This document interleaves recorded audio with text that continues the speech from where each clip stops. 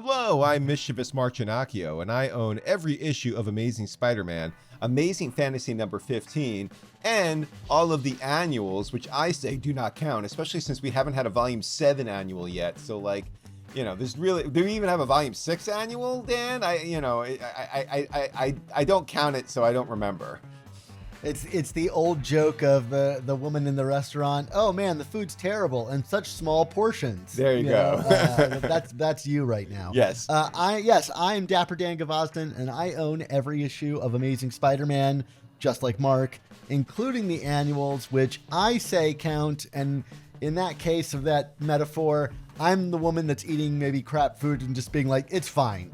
and I'm fine with however much they give me of it. There you go. But for me, Amazing Fantasy number 15, which is sort of like, I guess it's the gold foil burger that you can eat at the top of the Burj Khalifa. That remains a fantasy for me. That is, you painted quite the picture, Dan. You're like a Pepe Larraz for words about food on a podcast. Anyway, welcome to the Amazing Spider Talk, the show where two fans and collectors uncover the strange, fun, and fascinating history of the Spider-Man comic universe. Thanks for joining us for a special Our Amazing Friends episode of the show. Today on the show, Mark and I are thrilled to be joined by the current writer of The Amazing Spider-Man, whose history across the Spider-Man line of comics spans over 2 decades, going all the way back to his time writing Webspinners and 2099 World of Tomorrow. He was part of the Spidey-Braintrust of writers that rotated duties during the Brand New Day era, where he wrote classics like The Rage of the Rhino, American Son, and Grim Hunt. For our specific purposes, he wrote one of Mark's favorite comics, the time-traveling Deadpool Volume 2, number 11, where Spider-Man revisits the events of Amazing Spider-Man number 47 and comments on how crazy everybody is there. Since then, he's written the hilarious Spider-Man Deadpool series and miniseries like Non-Stop Spider-Man and Savage Spider-Man. His work across independent titles like I Kill Giants, Rex, Four Eyes, and Bad Dog is the stuff of legends, and these credits don't even begin to scratch the surface of his TV work, which includes co-creating Ben 10 and even writing and producing Marvel's Ultimate Spider-Man show. I assume you all know who I'm talking about now, but we are happy to host Joe Kelly as our special guest and amazing friend on this episode of The Amazing Spider Talk. Mark, we finally did it. We're finally getting an interview with an amazing Spider-Man writer while the book is coming out. That's not us cornering Nick Spencer at a convention. You just seem to not want to count that incident. I still count it as you know a current writer, but you know we'll make this bigger, okay? Because it's Joe Kelly and he's coming on our show and he's going to give us some good time, and you know it's not us cornering someone at a con. So there you go. We put our time in, Mark. Nearly 500 episodes of the show, and we made it happen. There you go. Let's see if it ever happens again, Dan. Yeah, all right. Well, let's get to the interview and find out how we did. Spider-Man and his amazing friends. All right, Dan. Well, we are joined by current Amazing Spider-Man writer Joe Kelly, and of course we gave all of Joe's other credits in our intro, but you know that's not to diminish all the other things you're working on, Joe. But you know we're very excited to have you here. You know, we actually had you on the show 10 years ago when Dan was at Long Beach Comic-Con. This time you were literally in my backyard, like down the street from me. I met you at Huracan, which is not nearly the size of Long Beach Comic-Con or New York Comic-Con. It's a tiny little con in a church in East Rockaway, New York, and I saw you were going to be there, and I was like, could this be the way we connect with a current writer of Amazing Spider-Man? And lo and behold, here you are. And you know, Joe, we cannot thank you enough. And you know, I cannot thank you enough for gracing East Rockaway with your presence that afternoon. We all enjoyed it very much. No, thank you. It's very kind of you. It was a very, very nice event. You know, it's like as much as I enjoy big conventions, sometimes the little ones are really awesome. You know, it's just you really get to talk to people, and it may be the same like 5 people, but it's usually people who are pretty passionate and often don't have an opportunity to kind of go to somewhere else. So it's always cool. I felt bad for Zeb Wells because I went to a signing for his issue 50. And I think like I showed up after everybody had gone. And so he's just got me there. And I'm like, I feel bad for this guy to have to answer my questions, but I also didn't want to be like, leave him alone in some way. So anyway, it could be worse. It could be one dude that really wants to pick your ear. I just did actually I grew up in Freeport out on Long Island, and we just did an event at the library. And the Freeport Memorial Library, A, was my first job ever, and B, it's where I met my wife. And so it's very special to me. And they all of a sudden remembered I was from there, and maybe it would be fun to talk to me. And they were like, oh, there's not that many people that I was like, you have no idea.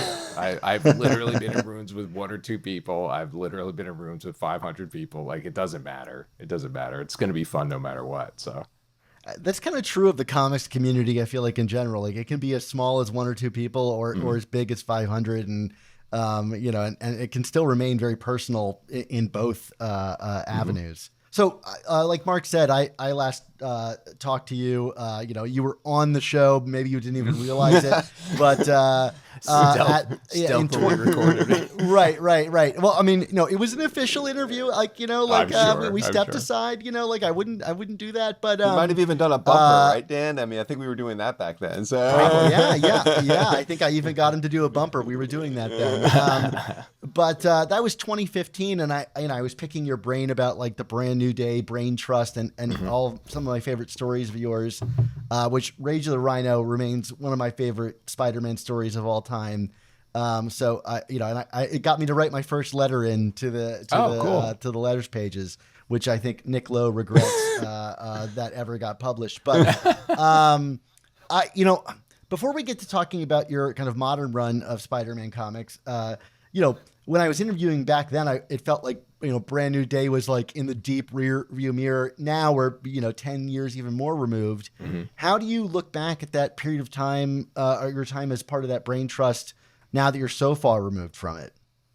Oh, it was fantastic. Like besides the fact that I was so excited to write Spider-Man at all, because he's my literal favorite character, it's like that was, I've gotten to write many very cool characters in my career, but Spidey was always the one, so it was finally my chance to be a part of that crew. And then it was an awesome crew of people. It's Steve Wacker is an awesome friend of mine, and fantastic editor.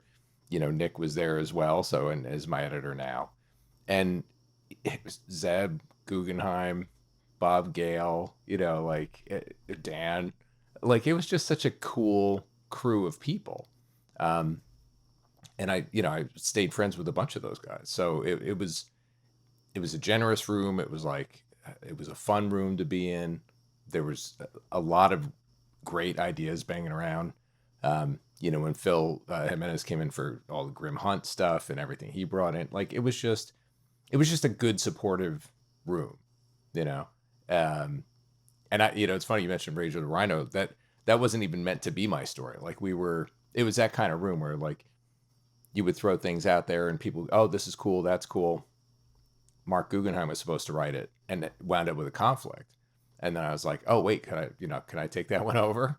And then I was able to get Max on it, and it sort of snowballed into what it is now, which I'm very, very appreciative that people still like that story and mention it very fondly. So it was an awesome time to me, and I'm glad I was a part of it. Now, as you craft your current Spider-Man stories, are there interpretations of the character and specific like creative runs that you look to for inspiration, both in terms of not just the stories being told, but also like the interpretation of the characters?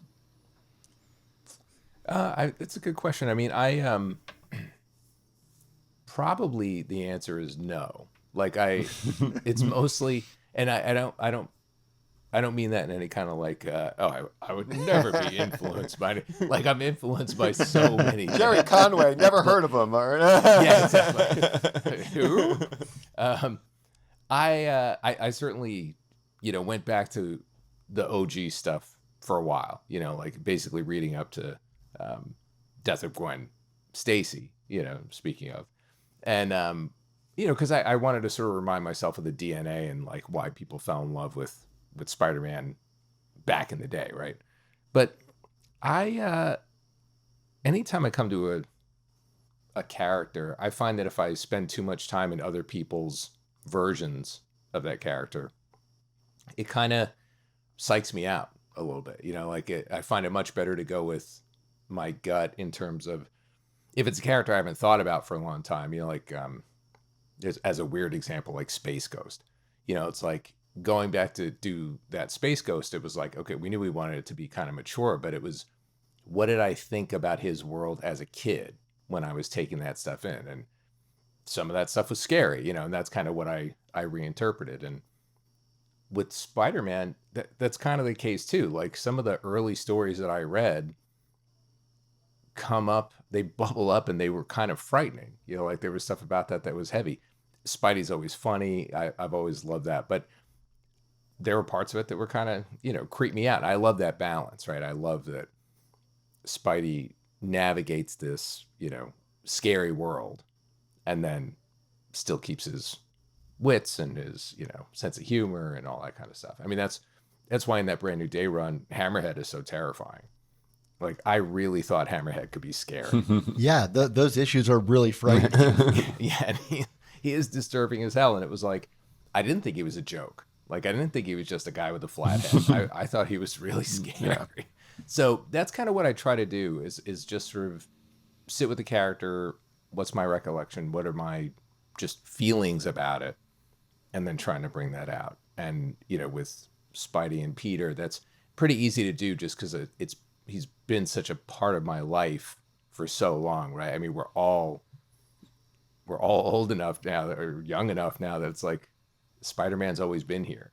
Like we're very close to a time where Superman will be older than most people alive, Yeah. or all people alive, right? It's like, it's very cool. So it's easy to sort of revisit, how did I feel about Spidey when I was a kid? How did I feel about Spider-Man when I was a Marvel zombie, just buying the books, all through high school, all that kind of stuff. So that's how I tend to approach it. But the influences then are from all over the place. I read a lot of manga. There's a ton of stuff in there, just sort of looking at how Shonen rolls out their, adventures and going, how do we do some of that stuff in American comics, shows, obviously, that I'm enjoying, films, So yeah, I'm influenced by everywhere, usually, except the thing that I'm writing. That's sort of the goal, is to try to keep that stuff out so I don't accidentally copy in the wrong way, or assimilate it in the wrong way. Well, speaking on that note, you mentioned kind of checking in with the character throughout your life. I think ever since you came on board Amazing Spider-Man back in the Brand New Day era, the sort of one constant for Peter Parker seems to be change. I feel like up until that point there was, there would be changes. He'd have a clone or whatever, but there was, and this is not a knock on Brand New Day, which I love, but it seems like over the past decade plus, the rate of change kind of dwarfs what came before. He's been a Fortune 500 CEO, right. Possessed by a supervillain, a multiversal champion, a sorcerer, thank you to you, and like one of a half dozen Spider-Men in the 616 alone, like there are, a whole team of Spider people now, and he's in everything in between, and it's now 2025. I don't know if you were aware. I'm curious, who is Peter Parker to you, like in 2025? And like following up on that, like, what do you think he wants as a character, and what do you think is getting in his way? I mean, it's a great question, and just to talk about the history of it for a second, it is the audience has grown up with Peter, right? I mean, that's why we have such a robust fan base that's sort of like asking about the marriage all the time and wanting him to sort of get his act together. Do they? Yeah, I know. I think I've seen one or two things written about it. and like he did run a company, you know, so people are like, well, why can't he tie his shoes if he was able to run a company? Like you know, so we're constantly wrangling with that stuff, and it is the it is a strength, I think, of Marvel that they have chosen not to do a reboot. You know, like in our entire time, you'll get these sort of like a soft reset or whatever, but it's never like, okay, we've thrown it all out and we're starting fresh. You know, the ultimate universes being their own special Yeah. beasts, obviously, and that's the appeal of those things, right? You can do whatever you want and press the reset button. But because we don't do that, you know, people are kind of digging deep and going, what's something we haven't seen? What's something that's exciting? What's new? And Slott, especially with a 10-year run, Yeah. you know, that was something I don't even know what that was like. You know, I mean, I can't even imagine. Being on a character, the longest I've ever been on a character was about 3.5 years. Is that Deadpool? Yeah, Deadpool, Superman was also like a 3-year run, Yeah. you know, so, you know, it's a nice chunk of time. And Dan was on that character for 10 years, which is really incredible. And it's a testament to not only his skill as a writer, but his love of that character. You know, I mean, that was anybody who's I've ever met, and if they had anything sideways to say about Dan, I was just like, that dude loves Spider-Man more than anybody I've ever met, you know, myself included. He really does. So it was really cool to sort of watch, you know, the kind of stuff he cooked up as a result. I think that trend is kind of carried on because we feel like, oh yeah, the audience has seen a lot of things, you know, so you want to try to give them something new and exciting, and while maintaining the, you know, to get writerly for a second, that illusion of change, right? It's like you can only do so much within the parameters of a character like this before you sort of are saying, yes, we're moving on. You know, there's a hard line in the sand, and he wasn't married, now he is married, and those stories are going to change. You know, and when they did that, that was a seismic shift in the types of stories you could tell, right?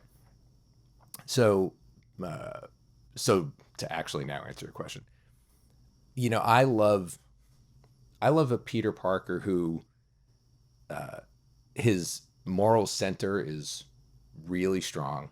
You know, like he is, when people describe him as the heart of the Marvel universe, I totally agree.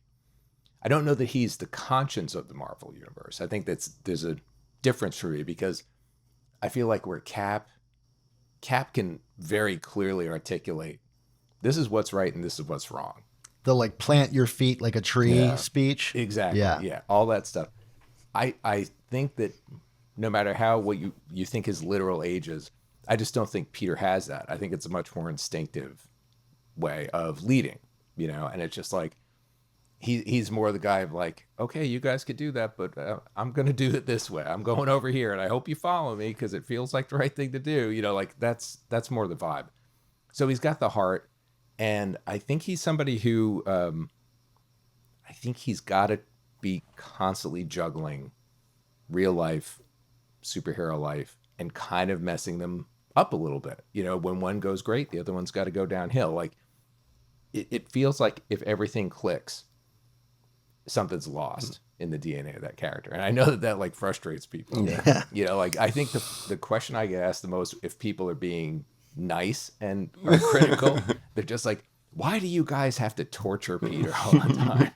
And I don't think he has to be like tortured, but I just think that if we get Peter Parker with no complications, it just gets boring real fast, you know? You should just point them at the Spider-Man 2 movie. That movie is like an hour and 40 minutes of just flat out torture, and it's the most fun thing ever.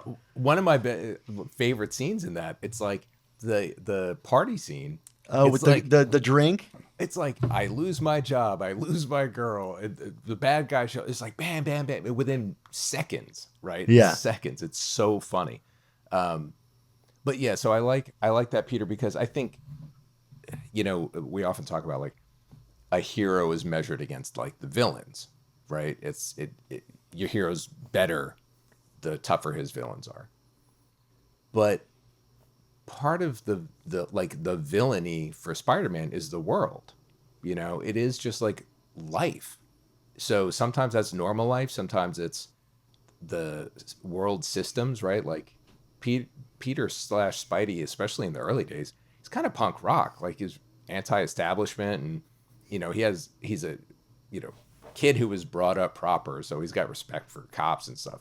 But he's constantly fighting cops. Like he is always going up against the authority, and he's struggling with like, oh, my friends want to go to a protest, and I think I want to go, but I can't because I've also got to be Spider-Man, and they think I'm lame, but I don't like the man, all that kind of stuff. That feels very relatable. So I think looking for those parts of relatability, which feel a little bit younger to me, right? I feel like it's a young man navigating his way through the world. It's not somebody with the wise, the wisdom of Cap. That's not who I think he is. So I don't know if that answers your question. Yeah, well, just to kind of follow up on the second part of the question, like even if he may never achieve it, like what do you think it is that Peter ultimately wants? And what's getting in the way? I mean, various things have gotten in the way between him and his goal over the years. I guess where you see him right now in this part of his story that you're telling, like if you could pinpoint that, maybe it hasn't arrived in the book yet, but and I have my own guesses, but I'm curious to hear you pontificate on it. Well, for me, I definitely approach it, and this may go back to sort of what you're saying before about like the rate of change on some of these characters. I don't like to come onto a book and just throw everything else out the window that came before. That never feels comfortable to me. So, and there was a lot of stuff that I loved in Zeb's run. So, I wanted to pick up from there and move forward. And then eventually get to a point where now I've got the toys and I'm going to start messing with them on my own. And part of that first arc was to go like, okay, here's kind of classic Peter. Here's the status quo that you would have seen leading up to this point, notwithstanding the 8 Deaths arc. And part of those flashbacks, the engineering of the flashbacks to show him as a kid, was to examine what it was like for a young Peter to sort of deal with the concept of loss. Like he at that point, he knows he's an orphan, right? I mean, like he's with Aunt May and Uncle Ben, but I feel like middle school is sort of when you start paying attention and having the bigger questions pop up, in your head, and all of a sudden it's like, oh, what if they go away? Like that's a scary thing. And, of course, then half comes true, right, with Uncle Ben. So, getting to the sort of origin story and predating it a little bit and going, this is a guy who has a deep-seated fear of loss. And so what he wants is to just keep everything he loves safe. Like and what he loves expands exponentially, right? It's not just his family and his friends, it's the neighborhood, and the neighborhood is Manhattan, and Manhattan is the world. He wants to keep everybody safe.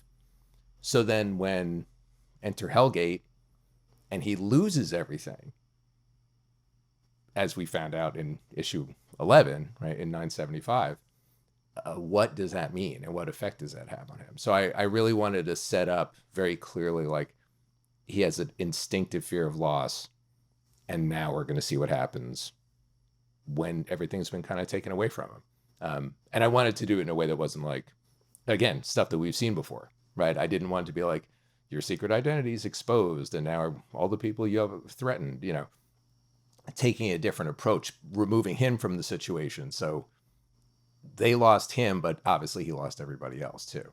Yeah, interesting. Joe, you just earlier alluded to taking over the box of toys, so to speak. But however, you've also said that when 8 Deaths came around, you were not expecting to do a run of Amazing Spider-Man, and then Nick Lowe reached out to do quote unquote a bridge story. So can you tell us first how that transition came about to like, oh yeah, we just need you to do this 10-issue fill-in between Zeb's run and whatever comes next, not knowing you're the next. That was literally it. Yeah. It was. Nick has always been very cool. He's, called me a bunch of times to do like Spidey Deadpool and Nonstop. And because of the other work that I do, whether it's animation or video games, all the Man of Action stuff, I can't usually commit to a longer project. So they just Has he asked you to do Amazing Spider-Man before? No, I had not been asked to come on the book long term. There are other books people had asked me to do, and I was just like, I can't take an ongoing at this point. That's why Yeah. short projects are always great. Deadpool Wolverine was perfect. That sort of stuff. So this came up. It was like, okay, it's just going to be these 10 issues. I was like, oh, that sounds great. I try to keep a slot open for mainstream stuff, when I can. And then they invited me to one of the Marvel summits. And when we were sitting there talking about stuff and trying to explain how Eight Deaths was going to play out and what it was, I was like, wait, who's writing the book after me? And it was pretty clear nobody was doing it. And so, I pulled Nick aside and I was like, should I throw my hat in the ring? I don't want to presume anything, but, what do you think? And he's like, I don't hate that idea. That's a ringing endorsement, That seems like strangely coy for Nick Lowe. He was definitely being coy, and so then he went and talked to everybody that you got to talk to, and then they came back and said, yeah, let's give it a shot, which was awesome. I've been, whether it's by, just dumb luck or inertia or whatever, I generally have not said, oh, I want to do blank job and really pitch for it. It's somebody will have an opportunity. So it was it was a moment of growth for me to go, I would like to do that book. Let's go for it. And then that was when then Justina Ireland came in to help us on Eight Deaths, and she did an incredible job because she had to help build the boat in the water. Like, because when you're writing a thing yourself, if you're like, yeah, I've got issues 1 through 4, I know 9 and 10, I'll figure out the rest. That's fine. She doesn't live in my brain. So it was like, okay, we're going to try to figure this out together. And she was awesome. So then the bridge became, my own runway, which was definitely not the plan. Yeah, well, like, how do things change, like, once that, like, clicked into place? Like, suddenly you had this complete, or maybe, like, half-complete Eight Deaths that was going to be fleshed out. Suddenly you're having to, like, reroute and think about where does that fit in this thing, and, like, what do I actually want to do on a book? I imagine, a fairly, like you were taken off, whether you wanted to or not, fairly soon. Yeah, pretty much. And it was actually a good object lesson in just what it is to work on this book, because since it's a bi-weekly shipping, you're always leapfrogging. Like, there's no, unless we find a magical person who draws an issue every 2 weeks, which is highly unlikely. You're always sort of trying to keep different artists fed at different times. And so it just became that. It was just like, oh, because I had a lot of stuff broken out. It was pretty clear to me what the story was going to be for Eight Deaths. And then Nick and Justina and I would talk about different things, and then she would write her parts and I'd give notes, and hope that it kind of all worked together, while at the same time then having my mild panic attacks and going, okay, I'm going to try to launch, New Amazing Spider-Man #1, which is it was a little fear-inducing, but very fun, and very fun to just sit there and go, okay, great. Because as much as I loved, the Brand New Day team was amazing. We had such a great time. I was never steering the ship, right? It was the group of us, and not in the sort of crappy, like, oh, it's decision by committee. It was like a writer's room. Like, it was a proper TV model of let's all cook stuff up together and then go off and execute it. And this is not that, it's a person working with their editor. And that was a little, you have to have those little dark night moments where you're like, am I up for this? And I was glad to, come around to go, yes, I think I could do this. And then laid out a plan, and, I don't plan super far in advance. But I do like to plan, like 12 issues at a time-ish. And then when you start getting close to the end of that, you go, oh, okay, I've got to figure out what's coming next. And that happens really fast on Spider-Man. Yeah. Well, especially with a bi-monthly book, right? Mm. Oh yeah. So one of the issues in Eight Deaths we specifically wanted to ask you about was 65, which is when Peter sees the meaningless deaths of everyone. And Dan and I have referred to that one as Peter's nihilism coming forward. I don't know if that's how you would describe it, but I'm curious, where did this Peter's, I think, attitude come from you? Is this like an emotional place you found yourself in? It's because it's very, very specific and very unique for Peter at the time, and it was a little I don't want to say shocking, but I mean very unnerving to see Peter in that place. Yeah, it was, and it was meant to be. It's like we knew once the story had gotten cooked up, and I knew it was going to be boring if he was just going to keep fighting people and dying each time, right? Like eventually that was going to get boring. So cooking up the Sierra character who's like, yeah, I'm not worried about your death. I mean, I've played this game with Doctor Strange many times. So, here, just hold on to this thing for as long as you can, and just having to watch people die. To be personal for a second, we'd had a lot of deaths in the year previous to my taking on the book, or the same year of that I was working on 8 deaths. So a lot of stuff was certainly bubbling up for me that then it was like, well, if this still if it works as a story, I would like to put it in. And it felt like I knew it would be a sort of gut punch for people, that for Peter to, the fact that he can endure all this stuff is so cool, right? That's Peter Parker. It's, the impossible weight is being lifted, but it's not a physical weight, it's an emotional weight. And especially as it spirals out, and it's not just his closest loved ones, it's just people, right? Like just having to watch the lives of all these people. And the fact that he can endure that much longer than Doctor Strange ever could, I thought was cool. But then to have him break a little bit as a combination of watching all of that and questioning whether or not it was meaningless, it's really Sierra telling him that it's meaningless. It's not him. And just having to sit in that for a little bit, because I think when you, hopefully most people don't have to do it, but if you spend any period of time thinking about death a lot, you inevitably have to get to like, well, what does this all mean? And has it been useful? And, does my life mean anything in the grand scheme of things? And, yada, yada, yada. So that's the perspective that she's offering. And he had to go through it to come out of it. I think sometimes something like that, it is surprising to the audience because we don't want to show, or they're not used to us showing, like the character has to go through the dark place to come out to the light place. If you don't, and you just say, oh no, he would never fall for that, I think that becomes softer, right? And it doesn't deliver on, I think, the promise of a lot of superhero comics, which is like, you want the fantasy of, if I was in that place, I would come out on the other side strong. But you have to go down into the pit.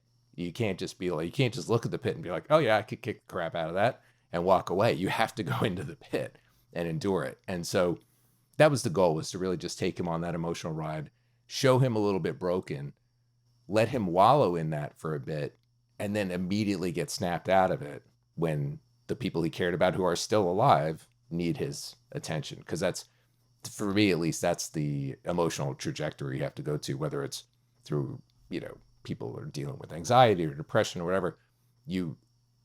Projecting doesn't do you any good, right? You have to be present and figure out, well, this is where I am now. I feel good today, or I don't feel great today, but the people that love me are here. I can't worry about what's, them not being around in 10 years, 2 years, whatever. So it was definitely meant to be, a huge roller coaster for Peter, and for the audience. I mean, like many people sobbed on issue 65, which was the goal. Yeah. It was meant to be crushing. Yeah. So. I've been personal on the podcast before about my own struggles with like mental health stuff and depression, and it really spoke to me, kind of watching Peter go through this, and to me made the character even stronger, because like the appeal of Peter is that you can't really pin him down. He's like all of us, when people ask, and we asked you to define Peter, it's an almost impossible task, because he's meant to be, to contain the multitudes of humanity in him, which is what makes him such an interesting character to read. And so allowing him to go to this place where many people, I mean, I feel like I encounter this kind of thinking on a weekly basis, Right. you know, like maybe more over the past few years, but, you know, I just like open the newspaper. That's not even real because I don't do that, but, Right. you get my point, but, I appreciated that the book was allowed to go to that place. Yeah. I don't want the book to live in that place. And, Right. and I feel like there have been periods where we have, for longer than I want, but it was refreshing to kind of like, get a little bit of that in the book and see the book wrestle with such a weighty topic. I appreciate that. And I agree with you. Like one of the cool things about, I mean, these comics in general, but I think Spider-Man specifically is like, even if you go to a dark place, it's got to be for a short period of time. You know, like none of us want sad Peter for a very long period of time. We can deal with stressed Peter, but stressed, anxious Peter, who's also funny, right? Like, and getting by and doing what he's got to do. That's all awesome. But when it becomes to like, I mean, you know, Grim Hunt, it was dark. Like we did a lot of dark stuff in that section of time. And you can only live there for so long. And then it's like, okay, cool. When are we going to fight Stiltman and laugh and make fun of Norman's hair or whatever it is? we gotta get there. But I think for me at least, I feel like the characters shine brighter in the light if they've spent some time in the dark, you know, because then it can be one note in the other direction too, right? If everything's all happy-go-lucky and goofy, then it just feels like, oh, are there stakes? You know, like, is it just will the bank get robbed? Like, we don't want to do that either, you know? Well, anybody think of the children? You know, Joe, besides the anxiety of it all, when you were you know, bequeathed the book proper, what were some of the main goals that you maybe had for yourself and for the world of Spider-Man? Like, or were there any goals that Marvel Editorial gave you that you could maybe share with us with that going into it? No, I mean, editorial's been great. I mean, you know, nobody's, you know, there's always like wild ideas that you have that can or can't be done for 100 different reasons. You know, it's part of the, you know, working for not just any editorial team, but a gigantic corporation, right? On a flagship character, like there are guardrails and that's okay. But that being said, they've been very good. I mean, like it's been, you know, Nick and I, we butt heads on stuff all the time, but it's always a real conversation. You know, it's not just a flat out no, with the, you know, occasional exception of I'll write something really disturbing and violent. He's like, we can't do that in a Marvel comic, let alone a Spider-Man comic. I go, I know, but I on did it that for note, you. I was curious how violent Itsy Bitsy got. Did that get any pushback? Was it more violent than that? The notes that always come through are like, if I say something about blood usually gets struck out. So take out the blood. So it's like people can get killed. We just try not to make it gory. You know, Okay. that's part of the Unless deal. it's So, JR punching Peter in the mask and his mask getting Yes. soaked, right? although even that level of blood sometimes has to get dialed back. But no, so they've all been great. And no, there was not there was no dictate on their side. And for me, it was really just I love this character. I want to give everybody just a wild ride. I just want it to try to get unpredictable and fun and, you know, throw in a bunch of curveballs and get Peter to a place where, you know, like this sort of, I talked to them in terms of like movements, right? And we're sort of past the first movement, which was that setup that I was describing before. And now we're in this movement of him dealing with what happens when he's separated from everything he cares about, and to see how that plays out. And then with the Earth stuff, because I really like this kind of story, seeing how the character has an impact even when he's not there, right? So all these people, whether it's Norman or Ben Reilly, that are choosing to dive into his life, you know, like he's left this vacuum they feel like they have to fill. Why? You know, like what is it? Sometimes it's jealousy, sometimes it's I think I can help, sometimes it's something else, you know. And so examining sort of the edges of the character when he's not around, I think is really fun and interesting. And yeah, and then I you know, I certainly have a plan for what comes after, in terms again of these sort of broader movements for Spidey, but I don't know if I could go super into them. We were that close. We're looking forward to reading it. So, yeah. You know, like you know, there's many like kind of reoccurring kind of themes and tenets in your run, even you know, 11 issues in. But one of the big ones for me that I think is connected with audiences and certainly connected with us is the scenes between May and Peter, and the sort of like how touching they've been, but also the excellent character work you've done with May. I mean, I think it's been, you know, not to slag any other writers, but like I felt like JMS really elevated May as a character and fleshed her out in like a modern ASM when he focused on her, Mary Jane, and Peter's the sort of like triumvirate of his stories. And I don't know that we've necessarily seen that May back in the book. But here she came. I think just maybe it's because John Romita Jr. is drawing her, but like here I felt like May came strolling back into the book with that same character that I loved from that era. And I think you've made it clear that you see May as Peter's motherly figure, as I think most of us do. Sure. And you're intent on exploring the role of that relationship. But it's an interesting contrast because so many of Peter's enemies often fill that missing father role in Peter's life. Why do you feel that so many writers maybe haven't explored the pain that Peter feels from being abandoned by his parents and the role that May plays in filling in that gap as you have? It's such an interesting territory to go down, and what you're finding is so fascinating. Finding or crafting, however you want to put it, unearthing. You know, why do you think it's unexplored? And I guess I'm curious to hear your thoughts on your choice to explore it. Oh, thanks. That's a great question, and I appreciate the kind words. I mean, I just love May, right? And it's, I think everybody comes in and we all do the same thing, right? You get this cast of characters, they're well established, they're all very important, and you go, okay, given their status quo at the moment, how does the way I see them fit, and how do I sort of manipulate them within this current status quo?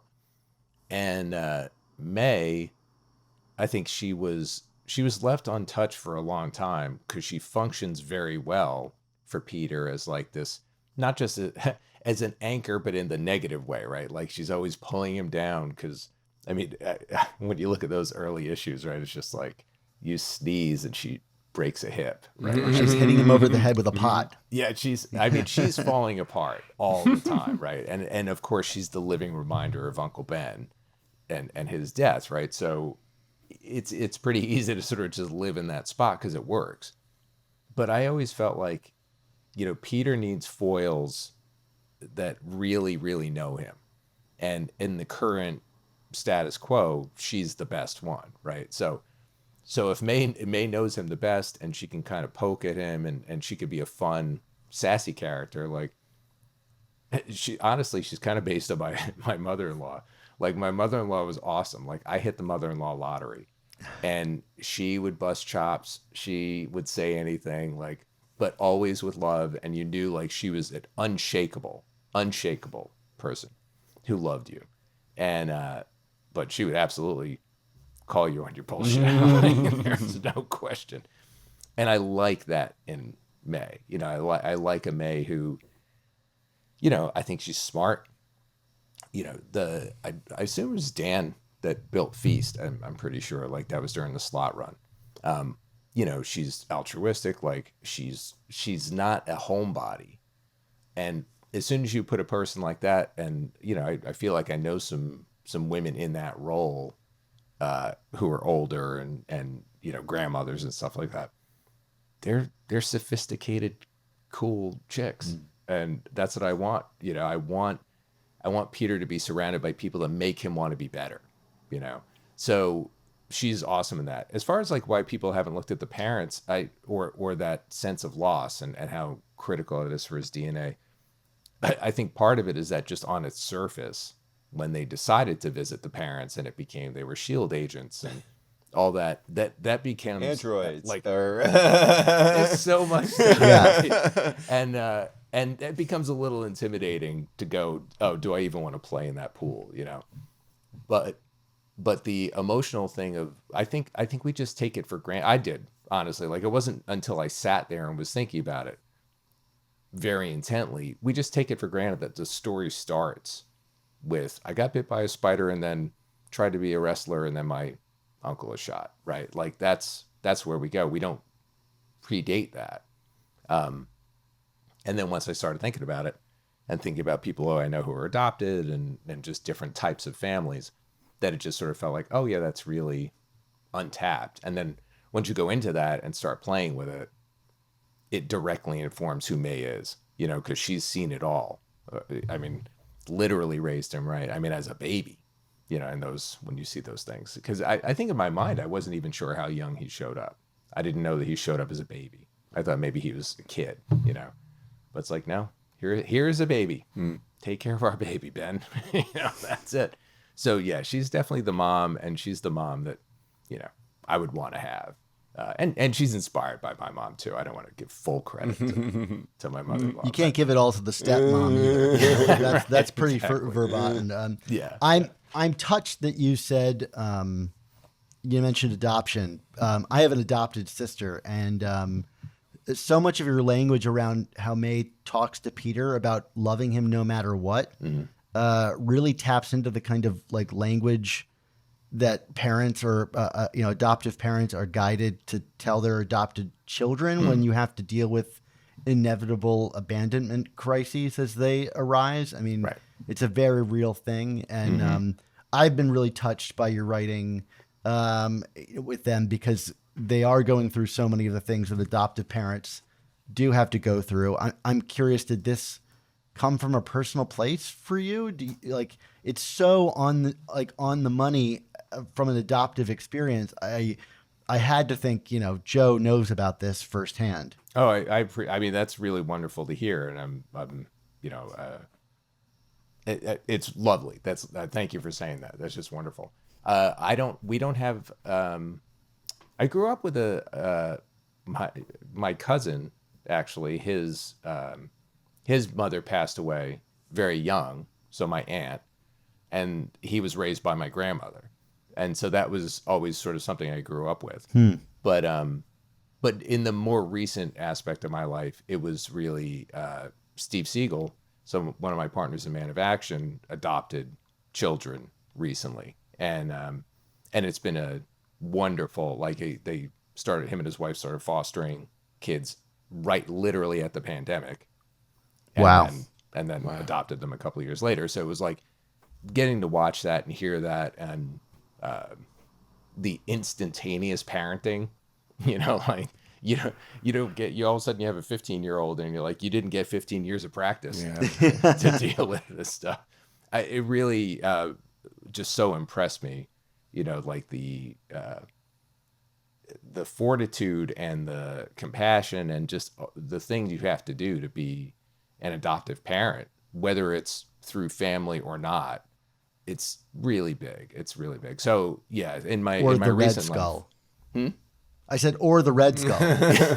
yeah, exactly. You have to be either building a tiny army or a wonderful human. But yeah, so that's, I would say that watching Steve and his family grow certainly is you know, it's in my mind, and it's something that, because my kids are, you know, now in their 20s, and which is also helpful, you know, for sort of looking at Peter and how young people interface with the world, you know. I think that's pretty critical too. Like it's very funny with like the dating stuff and how, you know, how these people talk to one another about relationships, and, you know, so I have it on that side too. But the parenting side of it, not that it's in the rearview mirror, you know, because obviously we're still parenting, you know, all the time, but it's just different. Poor Shay. She's such a cool human being and is just not had a good go of it. With I love Peter. Shay. Yeah. Yeah, Shay. I think Shay's a really fun character, and I love that she is constantly giving it to Peter in terms of like, "Hey, do what you want, knock yourself out. We're just dating." Yeah. You know, it's like She's it's okay. too mature for it. She's Yes. maybe the most mature woman Peter has ever dated. Exactly. So, She is incredibly healthy. Yeah, it's almost alarming. When is she going to become a supervillain? Exactly. Yeah. Exactly. Joe, what are the defining elements we've seen on Amazing Spider-Man? I mean, certainly during the Nick Lowe era, but you could say, I mean, going all the way back to the Green Goblin mystery is the focus on long form mysteries. You know, Dan and I refer to these as the mystery boxes, where key information is withheld from the audience, slowly revealed over time. In your run, we are currently unfolding the mystery of Hellgate, Nicodemo, the assassin who's after Norman Osborn, and a couple of others. So what are your feelings about the role of mysteries in Spider-Man comics, and how do you tend to approach these and construct them? Like, what's kind of, you know, we talked to Tom DeFalco about this a while ago, and he fancies himself as a mystery writer as well, and he's like, there are rules you have to follow, and I'm curious, do you know these rules? Do you agree with these rules? What's your take on that? The first rules is don't speak about the rules. Right. Exactly. Yeah. Totally. I think the only rule is plan your payoff. Yeah. Like, to me, you know, right? Because I think the only time people really are bummed out is if there is no. It doesn't have to even be a satisfying answer, though. It's better if it is. Obviously, like the goal, right? It's comedy is the same thing, right? You want the inevitable but unexpected end to this thing. That's sort of in a perfect world for mysteries in general. That's just my mystery philosophy. But with Peter, it is, I do think it's soap opera, right? I mean, that's part of, again, this kind of illusion of change where you can have certain things are going to be immovable objects, generally speaking, right? We're generally not killing off characters and all that kind of stuff that are staples. So you have to come up with other ways to have tension. And so these mysteries are, for me, they're pretty critical just to the superhero genre. So, and for Spidey, yeah, they're great. I mean, it is very funny when you hear about the old stuff about, like, they had no idea who the Green Goblin was, like, no idea. I love that. Like, and I'm always terrified of that. I don't really like to do, like, hey, here's the beginning of a mystery. I don't know where it goes. My son and I play this game all the time with, like, he got me to read One Piece. And I love it. I'm completely caught up, and 25 Oh, years. wow. Yeah, it's incredible. I mean, it's not as hard as people make it out to be, but because it is a very enjoyable read. I mean, it's wonderful. There's just a lot of it. It's just a lot of it. Yeah, you just if you don't look at it like, yeah, they're 1,300 issues, you just go like, okay, here we go. But it's always like, oh, which ones of these were planned and which ones of these did he discover, right? That's always just those twists and turns and mysteries. So I do my best to plan them out and also mess around with them, because sometimes the plot doesn't matter in terms of, like, as much as the emotion, right? So like I was saying before, Hellgate serves a very specific function, right? Separate Peter from everything he loves. That's like his primary function. If we never learn more about him, I personally would be like, okay, cool. I know that would not be satisfying. That is not the goal. No. But it is, and it's a fun way to introduce a character. I mean, it's just to be like, hey, guess what? This guy shows up out of nowhere and beats Spider-Man up for 2 issues. What? Like, who is that? What just happened? I like that kind of a curveball, that again is not just like, oh, somebody got killed and, somebody got refrigerated, like, we don't want any of those things.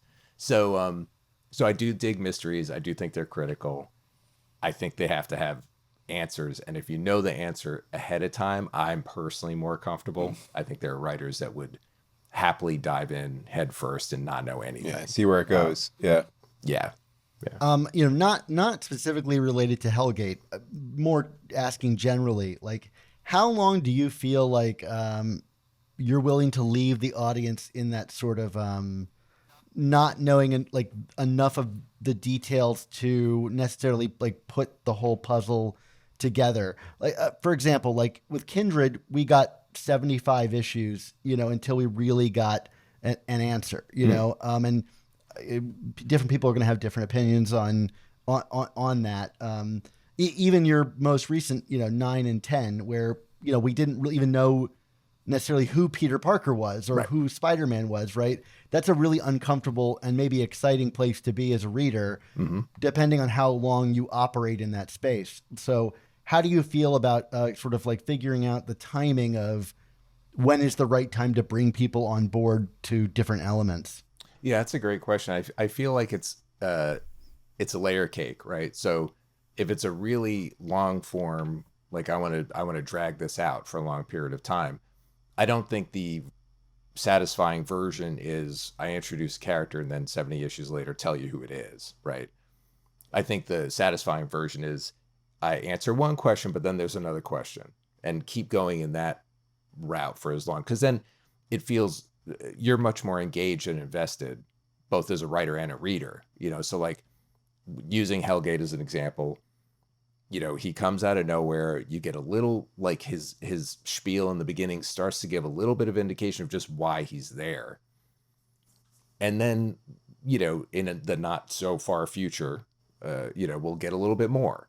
And, how did Peter wind up in space? Like some of that stuff will be clearer, but his bigger story then still will linger, because I don't want to finish it that quick. Right. Just to be completely honest, like I want it to sort of, Hellgate is designed to sort of be like a hurricane. Like really, like, you go to bed one night and all of a sudden the alarms go off and you find out there's a hurricane coming and your whole life changes the next day. Again, just to, mention Steve Siegel, his house burnt down in the Altadena fires. One day he had a house, next day he did not. And how does your life change as a result of that? So Hellgate's like the embodiment of that. But then, we don't just want that to happen. Then I could have just had a hurricane, right? It would have been fine. So eventually we'll get to sort of why he's there and what does that mean, and what does strength mean to him? Like, what is strength is a huge, gigantic question for me in this run.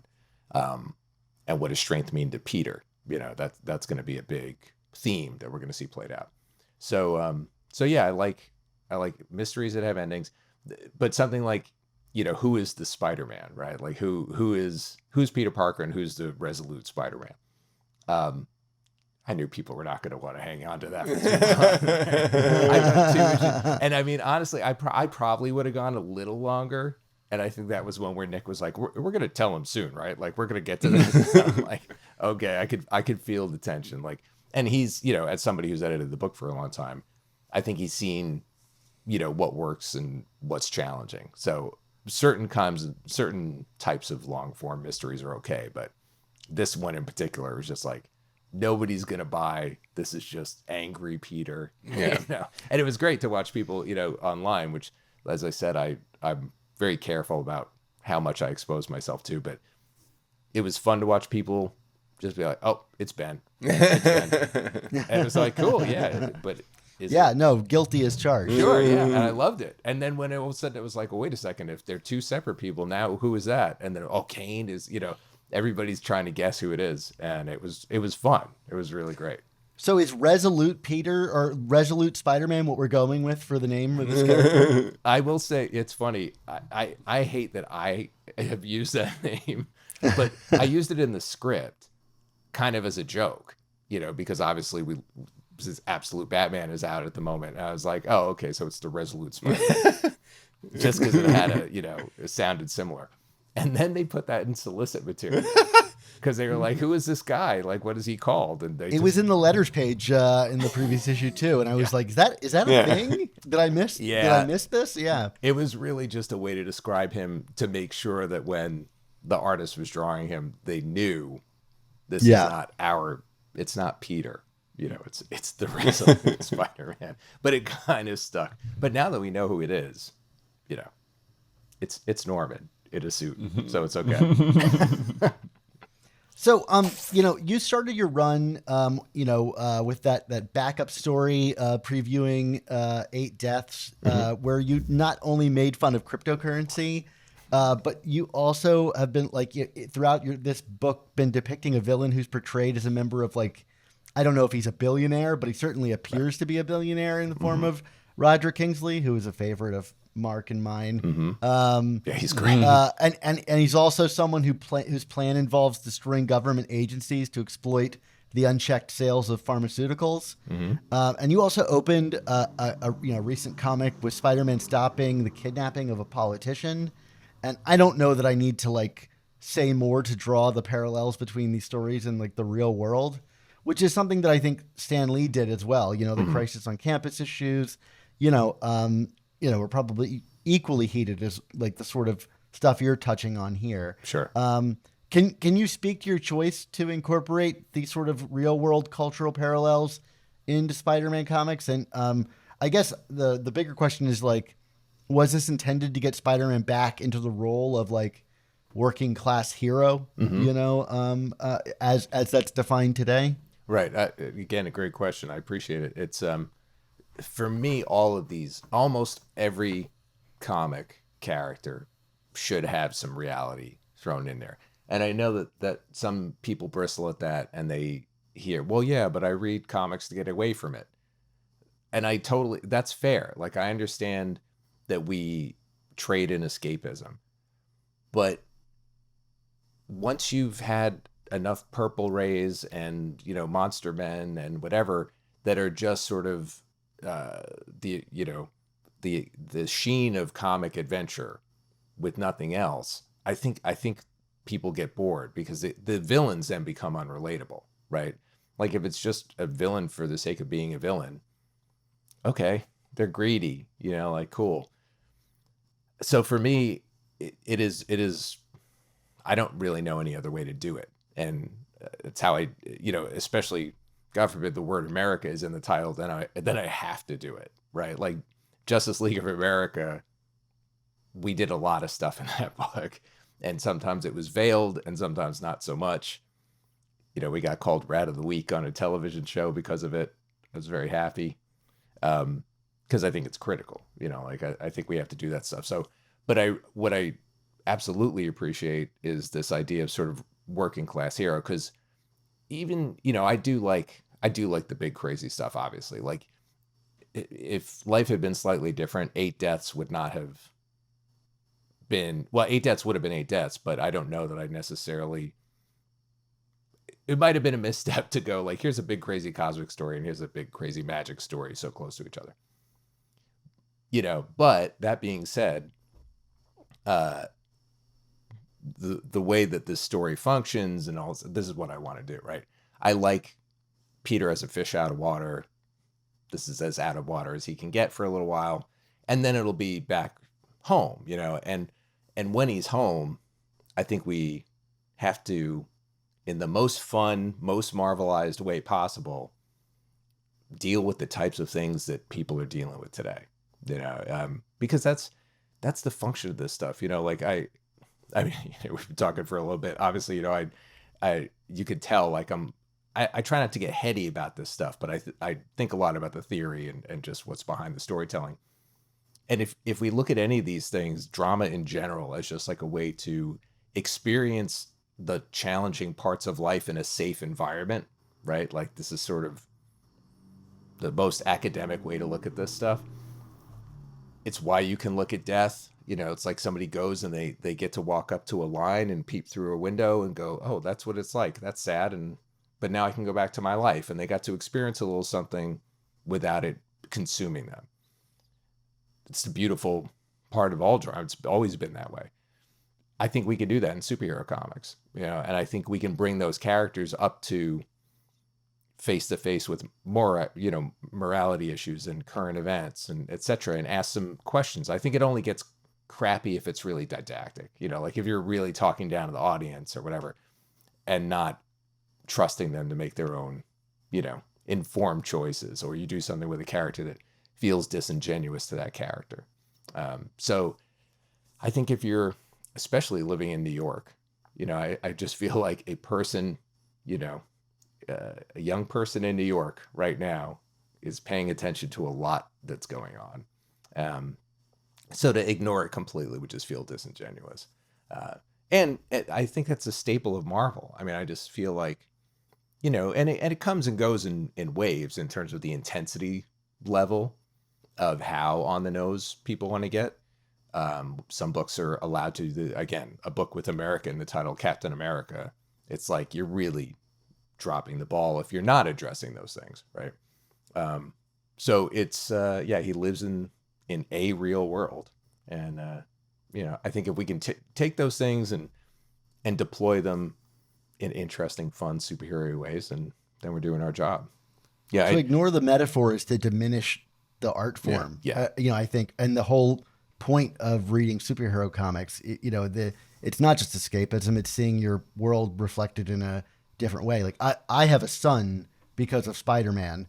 I saw Into the Spider-Verse, and it just spoke to me directly about the leap of faith. And it was pretty literal because he's wrestling with having a kid, right. But it spoke to me in a really powerful way, and in a way that it wouldn't if it didn't cast real world parallels, Right. and I mean, that's why you go to Spider-Man, right? It's because like Peter Parker is the hero that could be you.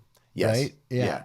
I think that's so true. And we see the power of it all the time. Like, the one that really has come to mind, I mean, it's One Piece again, but it's like people are literally flying the flag, the Jolly Roger for One Piece as they're taking back their country from a corrupt government.